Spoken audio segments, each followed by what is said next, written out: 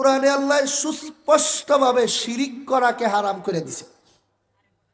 কেউ যদি রাজনীতির চলে বলে কৌশলে আইয়া হয় রোজা আর ফুজা অমান, রোজা আল্লাহর একটা বিধান, করণীয়, করতে হবে, ফরজ। ফুজা আল্লাহর আর একটা বিধান, ছাড়তে হবে, ফরজ, হারাম। করলে চিরকালের জন্য বেঈমান, মানে জাহান্নামী, শিরিক। এখন যদি কেউ বিভিন্ন কারণে কয় রোজা আর ফুজা সমান, এই লোকটাও বেঈমান।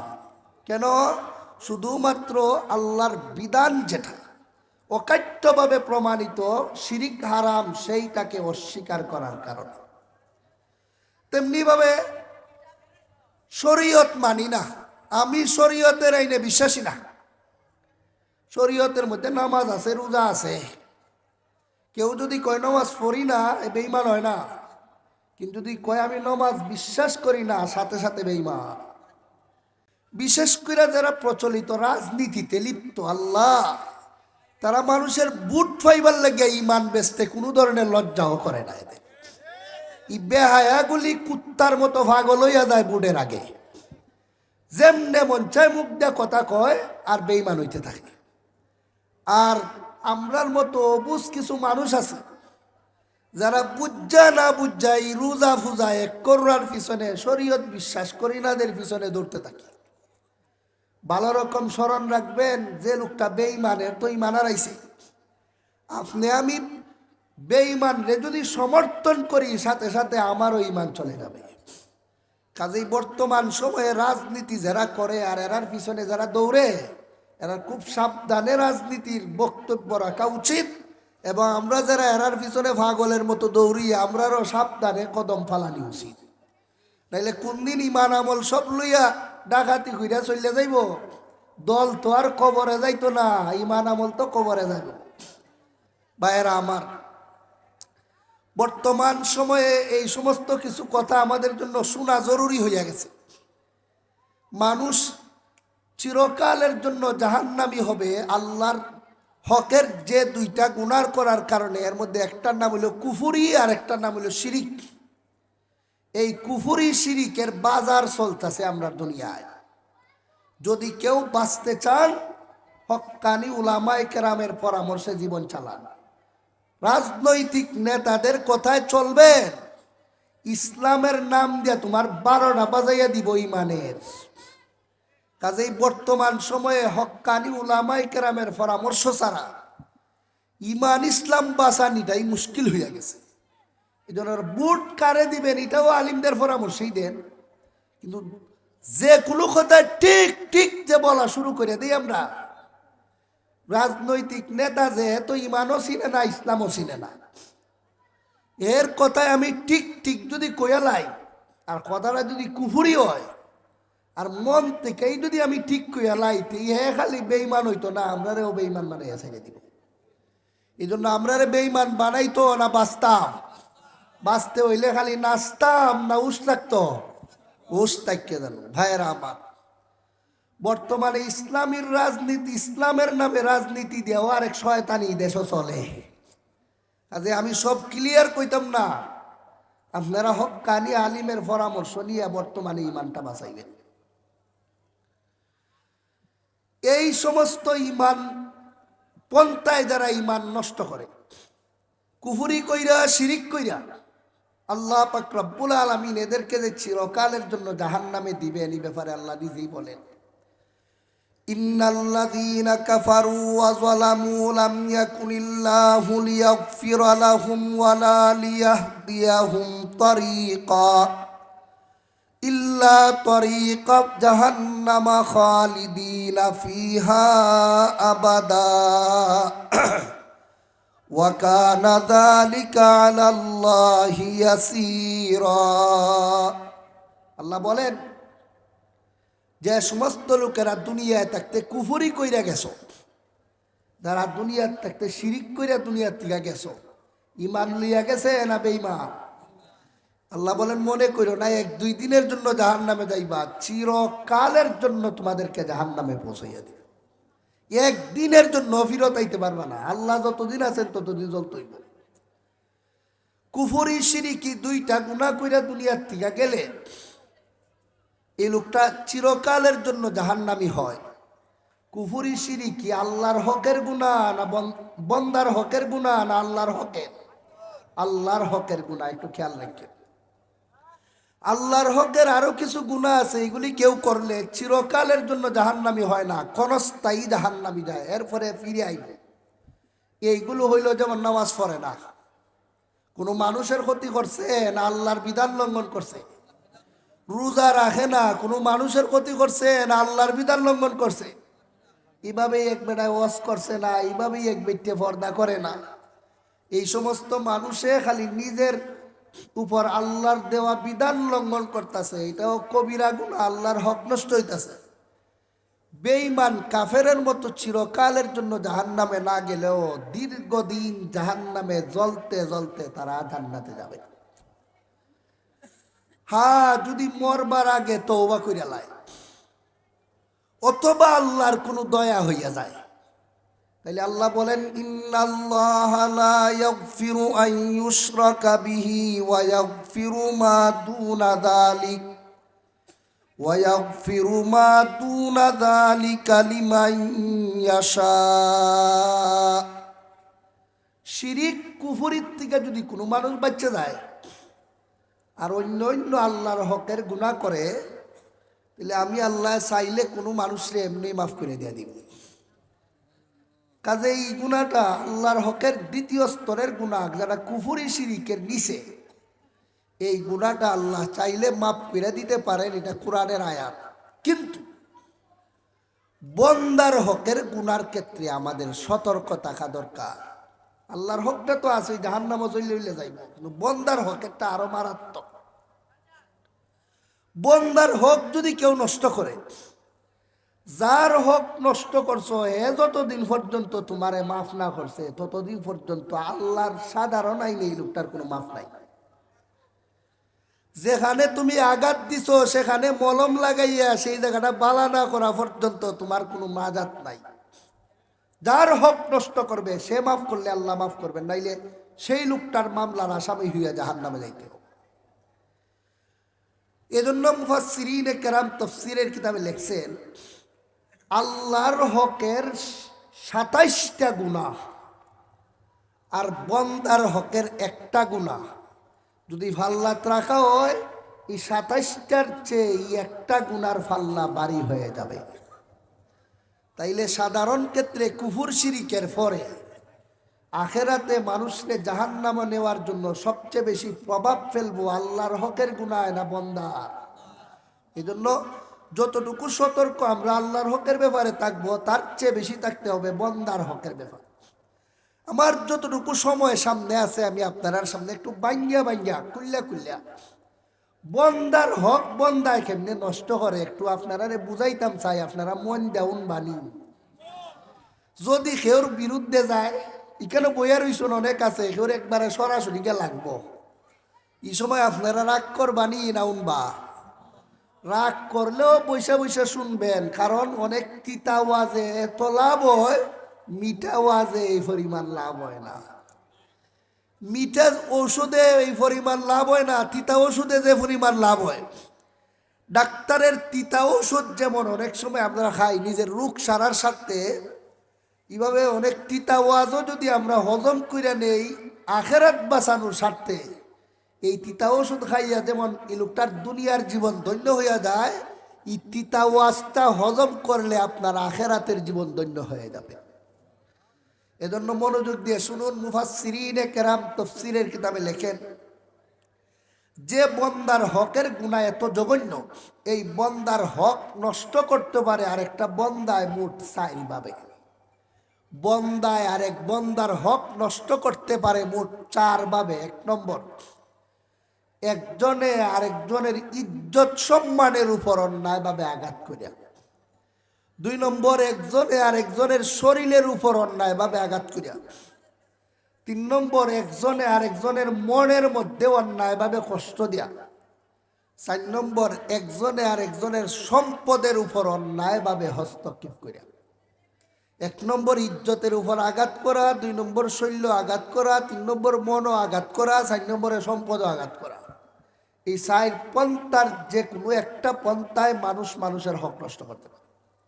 প্রথম পন্থা, একজনে আর একজনের ইজ্জত সম্মানের উপর অন্যায়ভাবে আঘাত করা। এর একটা উদাহরণ হইতে পারে যেমন গীবত করা। গীবত করা মানে এই লোকটার ওই একটা দোষ তার চোখের আড়ালে আপনি আর একজনের সামনে আলোচনা করছো, যার সামনে তার দোষ আলোচনা হইছে, এই লোকটার সামনে যার দোষ আলোচনা করছেন তার দাম সম্মান বাড়ছে না কমছে?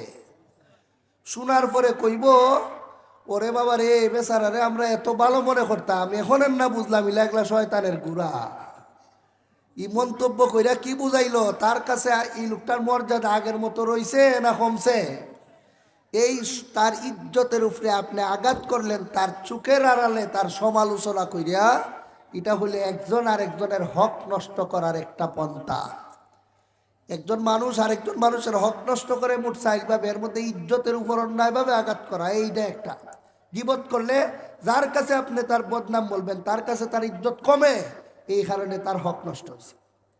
দ্বিতীয়, প্রথমটার অর্থাৎ ইজ্জত নষ্ট করার 2 নম্বর উদাহরণ হইতে পারে চোখ বরাবর মানুষের সামনে তারে বেইজ্জত করা। 2-4জন মানুষের সামনে তারে আপনি সরাসরি কইয়া লাইলেন, অত দামা দিস না, তোর 14 গোষ্ঠী যে সুর, মানুষকে কইতাম নি রে, তুই কি তার সাউদের ঘরের সাউদ কইতাম নি, সারা জীবন যে বদমাসি করছিলে উনকাইয়া বালা সাতশো তা কইতাম নি মানুষকে। এই কথাটা আপনি একটা মানুষের 10 জনের সামনে কইয়া দিলাইছ, যে 10 জনের সামনে কইছ এরার সামনে বেচারা ইজ্জত পাইছে না বেইজ্জত হইছে? কথা আপনারা কই না দেখি।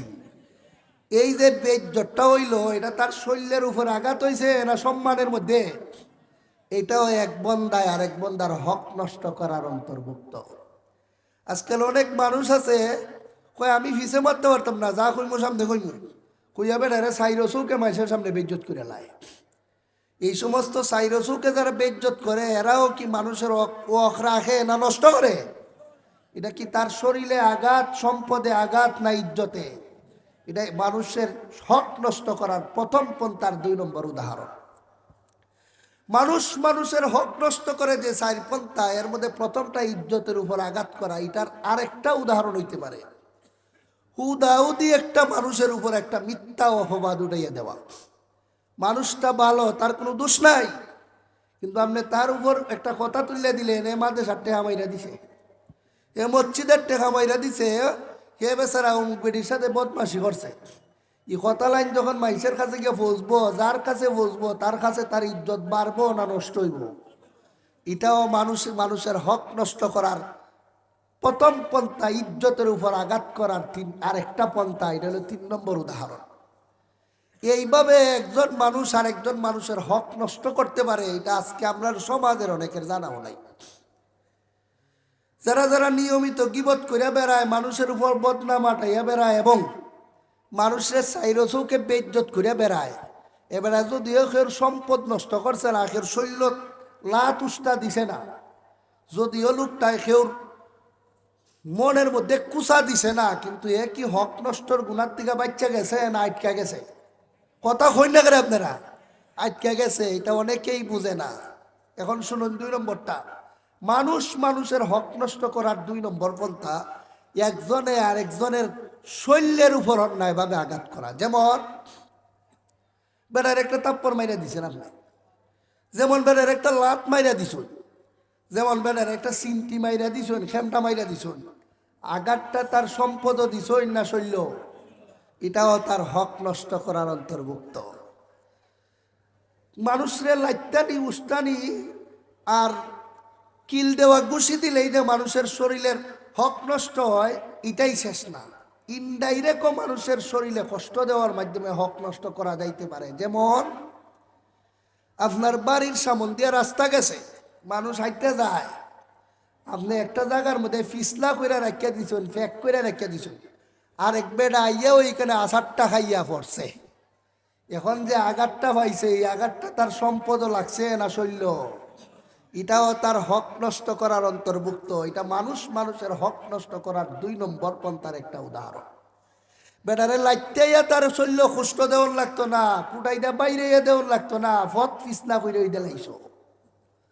অনেক সময় আছে অনেক মানুষ এমনি কেউ রে কি করে না, লাত্তি উষ্টা দেয় না, কিন্তু তার বাড়ির পথ যে দিকটা গেছে, যে দিকটা মানুষ যায় এদিকে তার একটা গাছ বাইরে রয়েছে, গাছের একটা ডাল বাইরে রয়েছে।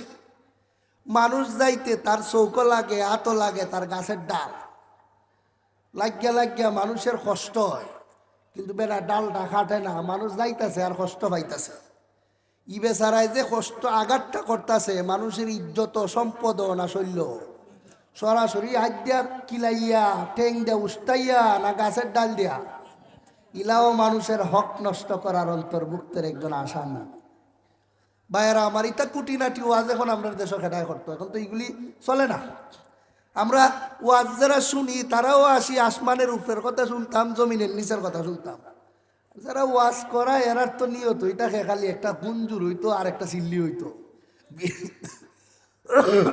ভাইয়েরা আমার, অনেক মানুষ আছে এমনি নামাজও আগে রোজা থাকে, কিন্তু গাছের ডাল দিয়ে যে মানুষের কষ্ট দিতেছে ই অনুভূতিও নাই। যদি কেউ যায় গাছের ডাল রাখাইতে লাইতো, যে খাটছে বা খাটতে চাইবো এর কে হবো তোর বাপের গাছ নিরে ডালটা যে খাইতে লাইতে, এই বেলা যে কুদাফন্দা করে তার সাথে, ই বেচারা কি নমাজ রোজা দিয়া জান্নাতও যাইতে পারবো না জাহান্নামও যাওয়ার লাগবো? আল্লাহর হক নষ্ট করছে না বন্দার হক নষ্ট করছে, বন্দার ইজ্জত আঘাত করছে না শৈল্য, সরাসরি না ইনডাইরেক্ট? এই ইনডাইরেক্ট এটাও আমরা জানা থাকা দরকার। ভাইয়েরা আমার, অনেক মানুষ আছে বাড়ির ফানি চাইরা দেয় ফতি দিয়া, এটা মনে হয় আপনার দেশ নাই। আর ফটটা গার হইয়া থাকে, পিছলা হইয়া থাকে, জায়গাটা গাথা হইয়া থাকে, গাড়ি যাইবার সময় এখানে একটা টেকান খায়। টেকানটা যে সময় খায়, গাড়ির মধ্যে যারা থাকে রুগী ভালো মানুষ এরা খুব আরাম পায় না কষ্ট পায়? এই কষ্টটা যে দিল, আঘাতটা যে দিল, সম্পদ ইজ্জত না শৈল্য, সরাসরি লাইটাইয়া উষ্টাইয়া না ইনডাইরেক্ট? এই লোকটাও বন্দার হক নষ্ট করতেছে, এটা বন্দার শরীরের উপর ইনডাইরেক্ট আঘাত কইরা, এটাও বন্দার হক নষ্ট করার আরেকটা অংশ। ভাইয়েরা আমার, অনেক মানুষ আছে বাড়ির সব ময়লা ট্যাঙ্কি, গরুর সেনা, পায়খানার ট্যাঙ্কি সব রাস্তার কিনারো। এলাকার মানুষ এদিকে যায় আর সব দুর্গন্ধ পায়। এই যে দুর্গন্ধ মানুষে পাইতাছে, এটা মানুষের আরাম হয় না কষ্ট? এই কষ্টটা মানুষের কোন জায়গা, এই আঘাতটা কোন জায়গাত লাগতেছে? সম্পদ না শৈল্য? এটাও মানুষের হক নষ্ট করার সামিল।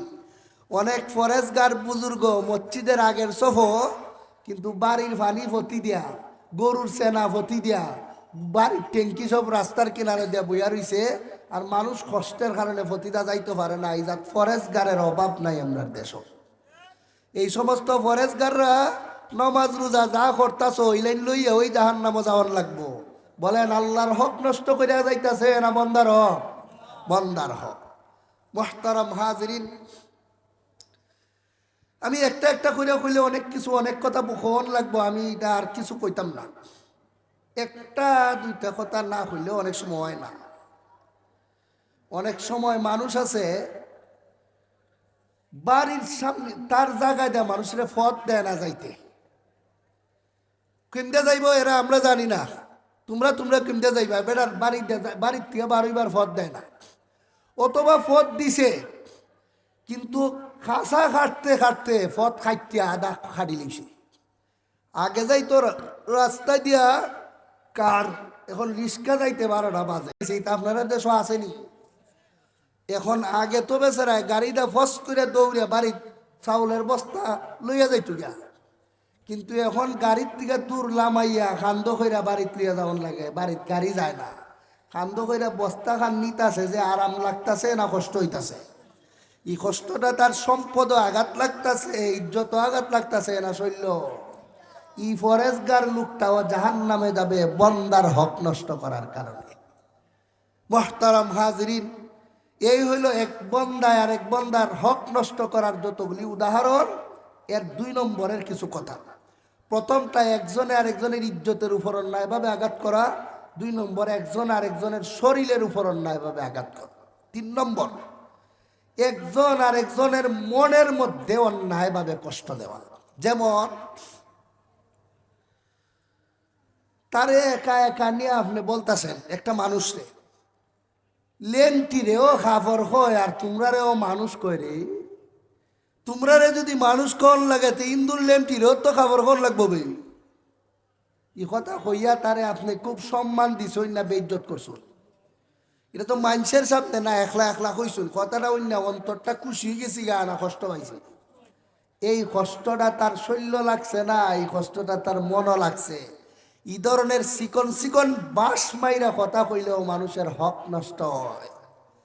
অনেক মানুষ আছে এমনি কথা কয় না, এমন চিকন বাঁশ মাইরা দেয় একবারে মানুষের খোলজাটা সিরিয়া লাই সিধা আসেনি। তা বুঝলি আপনারা, যেমন মনে করুন আপনারা এখানে 5 জন মানুষ বয়া, এর মধ্যে একজন মানুষ নোয়াখালীর, আপনার নাম না ধরে ওই একটা মানুষের সামনে আইয়া কইতাছে এখানে অনেক ওয়ালা উমান্য আসুন নোয়াখাইলেও আসুন আমি জানি, ইটা যে উইরিয়াই ইটা সজুইরা বইসুন, ইটার মতো কমিন কম জাতি দেশ আসনি বেড়ারে, কিন্তু সরাসরি কিন্তু কইসুন না, ইনডাইরেক্ট বাসটা মাইরা দিছুন। উন্না খুব আরাম পাইছে, কথা কই না খেরে আপনারা। এই কষ্টটা কি তার শৈল্য লাগছে না অন্তর? এটাও মানুষের হক নষ্ট করার 3 নম্বর পন্থা, চিকন চিকন বাস মারা।